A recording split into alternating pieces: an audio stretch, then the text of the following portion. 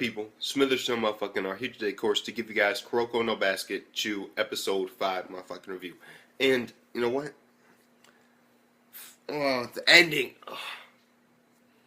Oh fuck. I hated the cliffhanger. I really did. I'm enjoying it. I'm just so pissed off because I'm like, oh my god, you're just about to leave us like that? Like, fuck it. Because Kuroko, for me, is like my favorite character. I'm not saying he's the best. I'm not saying he could whoop any nigga's ass. No, fuck that. But he is my favorite character. I enjoy the way, he is. I like when he does crazy shit. I don't know why, I just really enjoy his character. Not saying that he could whoop a nigga's ass like Amine or no. Oh, fuck that.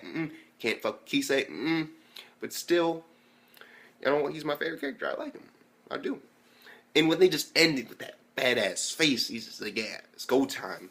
And you just fucking see Kisei, he's like, yeah. They're about to see. He can't hide in the shadows no more. The Phantom Six Man's about to come out. Like, because, if you realize, not a lot of people know who Kuroko is, because he's the Phantom Six Man. Only, like, a couple people actually know that he's part of the Generation of Miracles. And in this match, when he starts doing some crazy shit, and hopefully, if he can shoot, I'm going to be like, yes. If he shoots after he does a drive, I'm going to be like, yes. If he can actually fucking make one basket, that's a major accomplishment for Kuroko. If he can make one basket in a game, that's a major accomplishment. It really is. And I'm really looking forward to see what he does with this new drive. And yes. Cannot wait. I cannot wait. Because now people, when he starts doing some crazy shit, if it works, which I really hope it does, because there's a chance it could fail.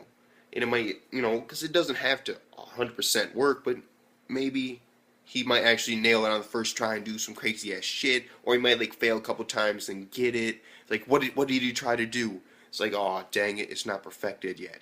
And then everybody just looks at him like that would be a cool moment. Why not? But still, next week's episode cannot fucking wait. And now let's get on to basically the main gist of the episode. Basically, we got Midorima, and he's actually, he's getting double teamed by fucking Kagami and Teppei, or, no, fuck it. I swear to God. Teppei. He's getting double teamed by Kagami and Teppei because Kagami can't really, take him by himself. You need two people on his ass. Why is that? Because not only is Midorima shooting now, but he's also faking. And not only is this nigga faking, but he's also passing. That's like, nobody expected that shit from him. Basically, first time, Midorima fucking goes up to shoot. Kagami, about to take a nigga down. Just fake, goes back down, swoops around him. Kagami hits the ground. Nigga about to take another jump. Out of nowhere. Fucking jumps again. Super legs, nigga. Like fucking jumping like the Hulk in this bitch. Like, no joke. Just fucking, yeah. And Midorima thinks, oh my god, he's too late. Everybody thought it was too late. No, apparently, he made it just in the nick of time to touch the ball with like a little bit of pressure and take it off course a little bit. And Kuroko, even though this nigga got the Hawkeye, Kuroko ran straight because he knew Kagami would take care of it. Grabbed the ball, threw it straight down the court, fucking go. There we go. Basket. They got some nice points. But then the second time, of course, faked him. He comes back. He isn't going to make it. Fucking Teppei jumps up. Fucking pass. Fucking score. Yeah. And then everybody's shocked. And now we get what Kuroko was saying about the new Midorima. About how he's actually playing on a team more. And we're realizing that the Generation of Miracles that were beaten, they're starting to become more team players than, just lone wolves. But there is sort of a contradictory to it, though. And that's the fact that Midorima, he's starting to smile through this game, because it's a pretty good game. And they put Kuroko out, of course, because what's he going to do now that it's going to be like a fucking battle for points? Like, whoever can score the most, it's going to be a shootout. That's basically what it's going to be. And so Kuroko's out. He has to rest and recuperate. Because he can't, because with the Hawkeye out there, he ain't going to be able to do shit. Like, where's the eagle eye? Fuck.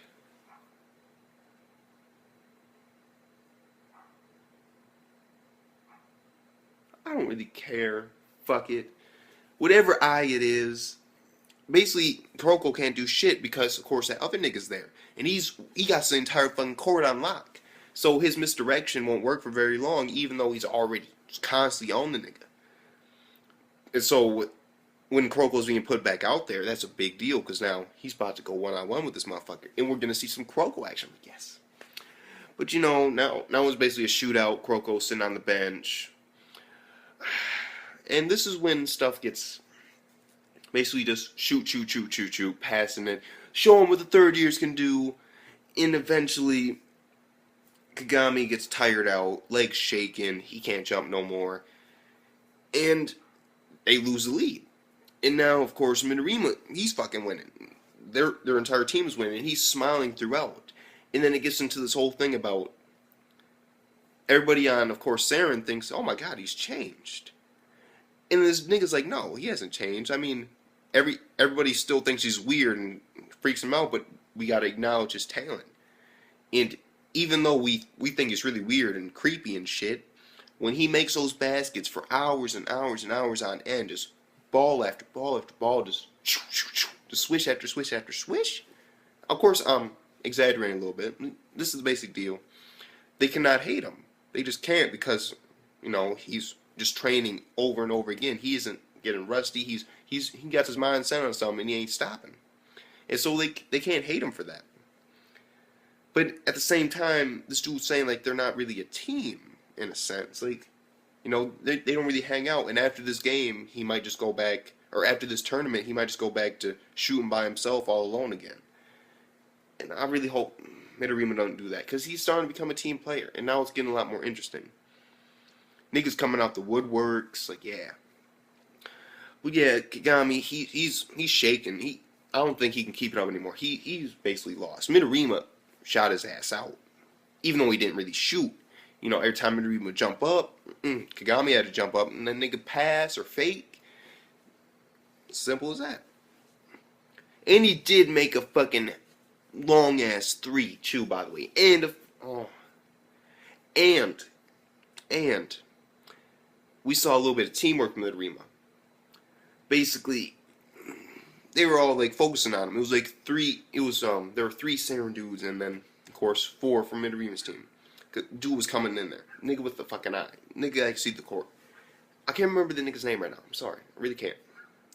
Basically, he's coming in. Everybody thinks he's about to shoot. How are they going to dodge it? Out of nowhere. Just fucking under the legs. Midorima. Swish.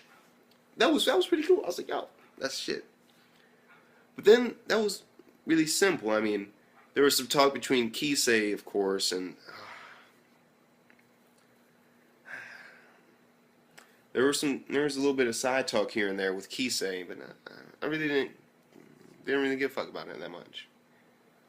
Like, it was basically just saying, like, yeah, this is gonna be a good game.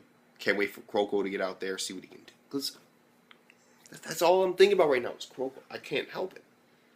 It's like, oh, that's my nigga. I want to see my nigga go play. I gotta wait another fucking week. I'm like, shit. But either way, you know what? Yeah. I'm gonna give this episode right here 9 out of 10. Good episode. Even though it's episode 5 and I'm judging it a little bit harsher, 9 out of 10, yeah. I'm gonna give it a solid good episode. We see how Midorima's changed, in a sense. And that's a great amount of development for his character. He's no longer a lone wolf. And it seems like Kisei is no longer a lone wolf either. He's starting to, you know, participate with his teammates more. It just isn't about him anymore. And so just with that alone, I had to give it a good. I had to. I'm not even gonna try and bring in the whole my love of fucking Kuroko, because that's my nigga. I'm like, yes. Like, yeah, just fucking Kamehameha, nigga. Don't even start. Either way, though, this episode, 9 out of 10. It was a solid, good episode. And I cannot wait for next week. Please, Kuroko. I swear to God, you make one basket, I'll scream like a little bitch. I don't give a fuck. I don't care. I'll be screaming like a girl. I'll be, yeah!